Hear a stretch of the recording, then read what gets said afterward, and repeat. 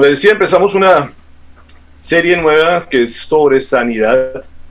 Eso es lo que el Señor quiere hablar estos días, como decía, de tanto necesidad para su pueblo. Y hay muchas cosas en la Biblia donde Él muestra cómo la misericordia de Él cuando su pueblo se enferma. Hemos hablado, no era la voluntad de Dios originalmente que sus hijos estuvieran enfermos y que tuvieran muerte, pero la desobediencia del hombre a hacer lo que a Él no le agrada hizo que saliera del paraíso y empezara a sufrir las consecuencias de ese pecado, y entre esas era que se enfermara, y como decía Él, ahora va, así como salió del polvo, así del polvo volverá, y empezó la muerte en el ser humano.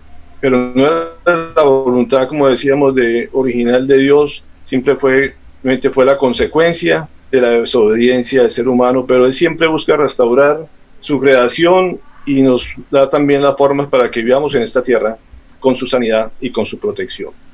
Y quiero hacerles una pregunta que no sé que no me la pueden contestar en este momento, pero la pregunta: ¿eres salvo? Cuando uno le dicen que uno recibió al Señor como Salvador y Señor, y uno dice ya por ese motivo, por fe, somos salvos. Pero ¿qué incluye la palabra salvación? No solamente es pensar en que vamos a estar en la vida eterna con su presencia, estar en su reino para siempre, sino que incluye muchas otras cosas más que debemos vivirlas aquí en la tierra. Y uno de esa salvación tiene que ver con esta palabra que en la Biblia se describe como sozo. Sozo es una palabra hebrea que quiere decir seguro, quiere decir salvar, librar, sanar.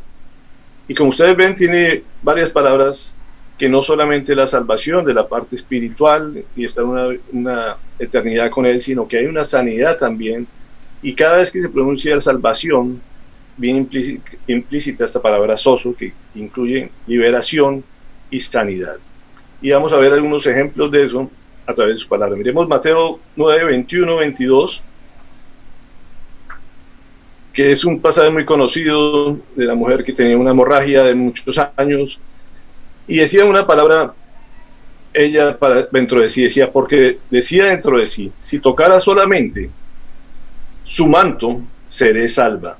Pero Jesús, volviéndose y mirándola, dijo: ten ánimo, hija, tu fe te ha salvado. Y no solamente, como decía, te ha salvado, sino te ha sanado. Y dice, la mujer fue salva desde aquella hora. ¿Y qué implicaba esa salvación? Era que también en ese momento cesaba esa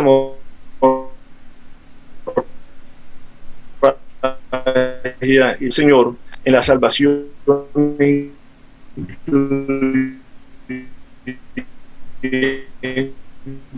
algo parte espiritual. El Salmo 103:3 también nos dice: Él perdona tus pecados y sana todas tus dolencias. Y ahí empezamos a ver una relación que siempre va ligada, que es el perdón de los pecados y sanar las dolencias físicas. Muchas veces vemos pacientes, los pecados son perdonados cuando traían los enfermos a ellos y quedaban sanos automáticamente. Entonces hay una relación entre la enfermedad también y el pecado, y el Señor cuando perdona los pecados también incluye la sanidad del cuerpo. Entonces, salvación, hay una salvación, vemos que no solamente incluye, como decía, la parte espiritual, sino que incluye una sanidad tanto para el alma como para el cuerpo. En todas las áreas, la parte emocional también cambia. Creo que todos somos testigos y hemos sido también instrumentos del Señor para llevar ese mensaje, y vemos cómo las personas a través de ese mensaje cambian su forma de ser, cambian sus emociones, cambia no solamente la parte física, sino la parte emocional también, incluye el alma y su forma de pensar. Entonces es una salvación, una sanidad completa, y eso viene de la palabra holos, que también lo utiliza mucho en varios pasajes de la Biblia. Primera Tesalonicenses 5:23 habla de esto, cuando dice: el mismo Dios de paz os santifique por completo. ¿Y qué? Y todo vuestro ser, espíritu, alma y cuerpo. Fíjense cómo el Señor hace un tratamiento completo en forma de holos, como dice la palabra original, donde incluye todo el ser humano, todas las áreas del ser humano, tanto físicas como emocionales y espirituales. Y vamos a ver algunos ejemplos de sanidad. Cuando uno esculca en la palabra, empieza a encontrar cómo el Señor obraba desde el mismo Génesis. Apareció la enfermedad poco tiempo después de la creación, se puede decir. Vemos en Génesis 20:17, cuando el pueblo hebreo empieza a existir, empieza también a aparecer las enfermedades y Dios empieza a orar en ellas. El primer ejemplo que encontramos en la Biblia es en Génesis 20:17. Dice, entonces Abraham oró a Dios y Dios sanó a Abimelech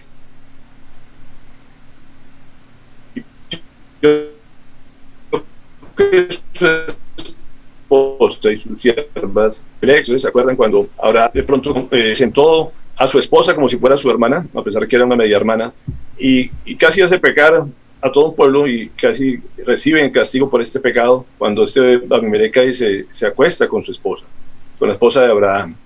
Y después de eso hubo una consecuencia y el pueblo las mujeres quedaban estériles a causa de este pecado. ¿Y qué pasó aquí? Abraham oró y dice que ellas inmediatamente fueron sanas en ese momento. Y es la primera sanidad que muestra la Biblia y va en relación a un pecado que el hombre comete. Cuando poco más adelante en Éxodo 15:26 vemos otro ejemplo. Y dijo, si oyes diligentemente la voz de Jehová, tu Dios, y hace lo recto ante sus ojos, y prestas oído a sus mandamientos, y guardas sus estatutos, ninguna dolencia de la que puse sobre Egipto pondré sobre ti, porque yo soy Jehová, tu sanador. La palabra sanador es la palabra Rafá. Como ustedes la ven en las pantallas, es la palabra que quiere decir remendar, curar, quiere decir también médico, sanador o sanidad. Y fue una promesa del Señor que le dio a su pueblo cuando lo saca de Egipto. Todos sabemos las plagas de Egipto, las enfermedades que hubo. Y Él les empieza a dar una promesa de protección. Y les dice, yo soy Jehová, tu Señor, tu Dios sanador. Y es una palabra que debemos tener siempre presente, que Dios es un Dios sanador. Dios es Dios Rafa, que se conoce así en el hebreo, y permanentemente está buscando la sanidad de su pueblo. Y fue un testimonio del pueblo de Dios cuando andaba por el desierto. Lo confirmamos en el Salmo 105:37. David confirma lo que pasó con este pueblo, y se lo sacó con plata y oro, y no hubo en sus tribus enfermo alguno. ¿Qué quiere decir esto? Que después de la liberación, sacarlo de la esclavitud, donde allá habían enfermedades en Egipto, que espiritualmente significa el mundo, básicamente esto implica también lo que pasa con el ser humano. Cuando Dios lo saca uno de la esclavitud del pecado, también promete sanidad. Y aquí lo hizo con el pueblo hebreo. Al llevarlo al desierto decía que nadie se enfermaba, y la promesa era que nadie se iba a enfermar. Pero el hombre necio, y al mismo tiempo como Dios les permitió sacar las riquezas de la plata y el oro de los egipcios. Pero ¿qué hizo el hombre con esta plata y el oro? Hizo un santuario adorando a otros dioses. Dios se enojó, Dios es celoso, como hemos hablado últimamente, y eso hace que desde ahí en adelante empiece ese pueblo a enfermarse. No era el propósito de Dios. Mire que aquí vuelve Dios a restaurar a su pueblo y lo saca de esa esclavitud, y les prometió que Él era Dios sanador y por lo tanto no iba a haber enfermos. Pero la desobediencia del hombre otra vez empieza a buscar otros dioses como hechos de plata y oro, hechos de metales, y simplemente Dios permite que otra vez la enfermedad vuelva a aparecer en ellos. Y empezamos a encontrar otras enfermedades y otros problemas de falta de salud dentro de su pueblo. Y hay algunos ejemplos que podemos resaltar. El de Miriam es uno de ellos. De pronto no lo vamos a buscar en este momento en la Biblia, pero en su pantalla están los dos pasajes, en números 12, 13 al 15. ¿Cuál fue el pecado de Miriam? Era la esposa de Aarón, empezó a murmurar contra la autoridad, empezó a murmurar contra Moisés. ¿Y qué pasó? Dios le dijo, por estar murmurando, por estar hablando contra las autoridades, básicamente, te va a venir una enfermedad. Y fue de las primeras enfermedades después de esa idolatría, donde esta mujer se pone su cara blanca. No se sabe exactamente, algunos dicen que fue lepra, pero no se sabe exactamente qué fue, pero fue una enfermedad que no tenía por qué tener si no hubiera faltado a la autoridad en la murmuración, en el chisme. A veces pensamos que es algo leve murmurar, pero para Dios en muchas partes de la Biblia dice que no lo debemos hacer frente a las autoridades que Dios nos pone. Así que esta mujer murmuró, y fue la intervención precisamente de Moisés de orar, de interceder cuando ella sana, y fue una de las formas de manifestarse. Dios responde a las oraciones de los demás y hace que Miriam vuelva a quedar sana. Otro ejemplo es el de Naamán, muy conocido en el Antiguo Testamento también. Este hombre guerrero, militar, recibe una instrucción también de que de meterse al río Jordán para que fuera sano de la lepra. Una enfermedad que no tenía cura en ese momento, no se conocía y no había esperanza para estas personas. Y simplemente yo le di una instrucción a través de una sierva de que fuera a entrar al río Jordán y ahí iba a ser sano. Aparentemente un método simple, pero su orgullo de pronto le impedía eso. Él tuvo que romper con eso, obedecer al Señor, creerle al Señor, entró al río y todas las veces que le dijo, y fue sano también. Y por último, el recuerdo de Ezequías, este hombre también, hombre de Dios, obediente, buen siervo, se puede decir, y a través del profeta le dice, vas a morir porque esa enfermedad que tienes te va a llevar a la muerte. Él en la súplica empieza a suplicar, a orar al Dios, y permite que este rey siga viviendo, y le manda a decirle a través del profeta Isaías que va a ser curado de su mal y que va a tener 15 años más de vida. Y uno ve cómo el Señor responde a las oraciones de su pueblo cuando se suplica, y muchas veces prolonga más la vida de lo que tenía él planeado. Es un ejemplo más de cómo el Señor actúa. Y cierra el último capítulo del Antiguo Testamento de la Torá con Malaquías 4:2, haciendo una promesa de sanidad también para el nuevo pacto. Estamos en el Antiguo Pacto, en el Antiguo Testamento, y el cierre del Antiguo Testamento, del Antiguo Pacto, habla y nos deja una promesa para el Nuevo Testamento. Malaquías 4:2 dice, mas para vosotros los que teméis mi nombre, nacerá el sol de justicia, trayendo ¿qué? Salvación o sanidad en sus alas, y saldréis y saltaréis como becerros salidos del establo. Es de los últimos pasajes que menciona el Antiguo Testamento, el último capítulo, y nos deja una promesa para el Nuevo Testamento. Esta promesa se cumple con Jesucristo, y cuando vemos que habla de sus alas, si ustedes ven la palabra ahí, es la palabra canaf. En el Strong 3670 lo describe así: arista, filo, extremidad, ala, borde, capa, y subrayo la palabra manto, que eso lo recuerda otra vez el texto que hablamos ahorita de la viuda, y ahí podemos ver cómo se cumple esta profecía, cómo Jesús trae sanidad para la humanidad, no solamente para su pueblo, sino para toda la humanidad. Miremos en números 15, 37 al 41, y vemos a qué se refiere cuando utiliza esta palabra canaf, y vamos a entender un poquito de dónde sale esto, a qué se refería ahí y qué tiene que ver con el pasaje que hemos hablado de esta mujer con ese sangrado. Números 15, 37, 41 dice: y Jehová habló a Moisés diciendo, habla a los hijos de Israel y diles que se hagan franjas en los bordes de sus vestidos por sus generaciones, y pongan en cada franja de los bordes un cordón azul, y os servirá de franja para que cuando lo veáis o acordáis de todos los mandamientos de Jehová para ponerlos por obra, y no me iréis en pos de vuestro corazón y de vuestros ojos, en pos de los cuales os prostituyáis, para que os acordáis y hagáis todos mis mandamientos y seáis santos a vuestro Dios. Yo Jehová, vuestro Dios, yo os saqué de la tierra de Egipto para ser vuestro Dios. Yo Jehová, vuestro Dios. Vuelve y repite. ¿A qué se refiere con esto? Y es algo que debemos entender con claridad qué fue lo que esta mujer tocó. Cuando habla precisamente de los rayos en el Antiguo Testamento, se refiere a estas franjas conocidas como tzitzit, y hemos hablado también de ellas en algunas veces en el grupo. Esos tzitzit es precisamente lo que cuelga del borde del manto de oración.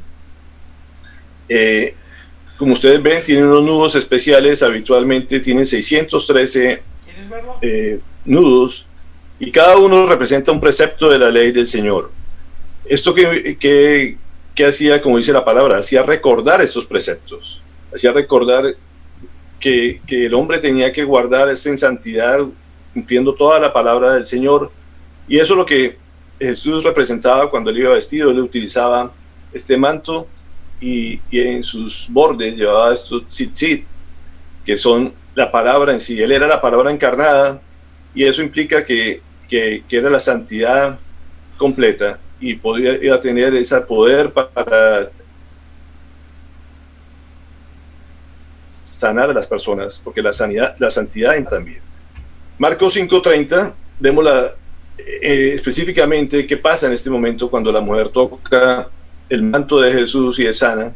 Jesús se dio cuenta de inmediato de que había salido poder sanador. Ese poder sanador, la palabra original en el griego es dinamis, que viene de dinámico, de fuerza, y salió ese dinamis de él. Así que se dio vuelta y preguntó a la multitud: ¿quién tocó mi túnica? Y él especifica que él sintió algo, fue un poder que salió de él. Ese poder fue el que sanó a esta mujer por la fe que ella tenía de que simplemente si lo tocaba, esa parte de la santidad de él iba a ser sana. La mujer tenía que tener fe de todos modos de que él era el sanador y que en él iba a encontrar. Y en ese momento se desprende algo de él, que es precisamente ese dinamis. Curiosamente, ese dinamis es la misma palabra que se utiliza en el Pentecostés, 40 días después de la resurrección. Y aquí en Hechos 1:8 dice: pero recibirán poder, dinamis, cuando el Espíritu Santo descienda sobre ustedes. ¿Descienda sobre qué? Descienda sobre la iglesia, sobre todos nosotros. El mismo Espíritu que en ese momento quedó para todo el que cree en él y lo recibe como Señor y Salvador. Es el mismo poder con el cual Jesús sanó, y es el mismo poder que nos dio potestad a nosotros para impartir sanidad también a todos sus hijos. Entonces tenemos que tener claro que esa es la misma palabra, es el mismo poder, el mismo dinamis que es el que sana a su pueblo. Hay diferentes métodos dentro del Nuevo Testamento. Quiero rápidamente recordarlos y quiero que hagamos un buen repaso, y eso es la introducción para lo que nos queda para la siguiente lección del día de mañana. La primera que encontramos en los diferentes métodos donde se hace sanidad es la imposición de manos. Yo creo que la mayoría de ustedes han visto en las diferentes reuniones cuando se hace esto en obediencia a lo que dice la palabra. En Marcos 16:18 dice: pondrán las manos sobre los enfermos y estos recobrarán la salud. La imposición de manos es una práctica que se hace que precisamente a través de las manos sale el poder, donde el mismo espíritu que Dios nos ha dado también se puede impartir en las diferentes personas, y eso puede o debe generar la sanidad en las personas conforme a la voluntad de Dios. Es una forma que él instruye que en las iglesias se haga, en las reuniones se hagan. Cuando hay sanidad dice que se debe llamar a los ancianos, imponer manos también, y ahorita vemos otras formas que Dios hace sanidad en las personas. El ungimiento y la oración de fe tiene que ver con esto también. Santiago 5:14-15 dice: ¿está enfermo alguno de ustedes? Haga llamar a los ancianos de la iglesia para que oren por él y lo unjan con aceite en el nombre del Señor. La oración de fe sanará al enfermo y el Señor lo levantará. Entonces fíjense que aquí uno es la imposición de manos, otro es el ungimiento con aceite, aceite, que se debe hacer de los ancianos de la iglesia, y esto hace que también ese poder sea transmitido y que haya sanidad en las personas, como lo dice, esa es la instrucción que da el Señor, y Él levantará a los enfermos, y es una de las formas conforme a la voluntad de Dios.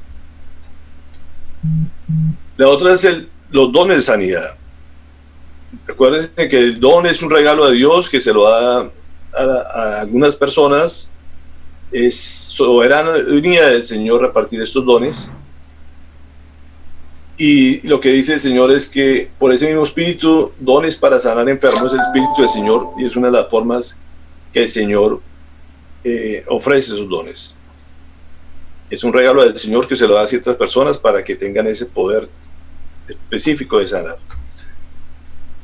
Sin embargo, la palabra hablada, lo dice en el Salmo 107:20, dice: envió su palabra para sanarlos y así lo rescató del sepulcro. La sola palabra como tal tiene poder, hemos entendido eso de diferentes maneras, y el hecho de estar escuchando la palabra de Dios, como digo, nos trae sanidad no solo espiritual, emocional, sino también física. Sin embargo, siempre va pegado a la obediencia. Como digo, la palabra en sí, si no se obedece, pierde todo su efecto. Por eso en Juan 9:7 dice: ve, levántate en el estanque Siloé, que significa enviado. El ciego fue y se lavó, y al volver ya veía. Vemos el ejemplo del Señor, como el Señor dio su palabra. Es un pasaje bien interesante, como Él utiliza el barro, su saliva, lo pone en sus ojos, pero no dice: ¿por qué no se sanó el Señor? No sanó el Señor de una vez a este hombre. Él quería ver la obediencia en este ciego, y le pide que vaya a un estanque que estaba muy cerca y se lavara la cara, y a partir de ese momento vio. Y uno ve cómo la obediencia que tiene a la palabra no solamente es porque uno lo diga, sino que la persona que recibe esa sanidad debe ser obediente también y tener fe en lo que está creyendo. Y por último, la comunión digna, que es lo que tiene que ver con el pasaje que hoy estábamos leyendo. Como dice, a Pablo no le agradaban muchas cosas que se estaban haciendo en la iglesia de Corinto, y una de esas era el tema de la comunión, la cena del Señor, que alcanzamos a hablar hace poco de esto también, y de algo que estamos practicando todos los días. Pero precisamente el que lo toma dignamente, como dice 1 Corintios 11:30, dice: por eso entre ustedes muchos débiles y enfermos, e incluso varios han muerto. La cena indigna, cuando se hace sin el orden del Señor, estos días hemos hablado del orden de Dios, de que a Él le gusta todo en orden, y una de las cosas es la cena del Señor. Tenemos que hacerlo en forma respetuosa, en orden, y sobre todo es el momento, como digo, de recordar tanto el cuerpo como la sangre del Señor, que eso de aquí para adelante empieza el estudio de lo que tiene que ver la cena y lo que implica para la sanidad de nuestros cuerpos, como lo dice también su palabra. Si no se hace dignamente, pues también va a traer enfermedad y muerte. Así que es una cosa de doble filo. Así como puede traer sanidad, también puede traer enfermedad y muerte. Así que es la importancia de eso, y es lo que empieza este curso a mostrarnos, la importancia de la cena del Señor. Es algo fundamental que la iglesia debe hacer, es una ordenanza del Señor, y es algo con lo que el Señor termina casi su ministerio, cuando invita a los discípulos a tomar esta cena y a darles esas indicaciones, porque ellos precisamente quería y necesitaba que estuvieran sanos para llevar su evangelio a todos los rincones del mundo, y la fórmula también queda.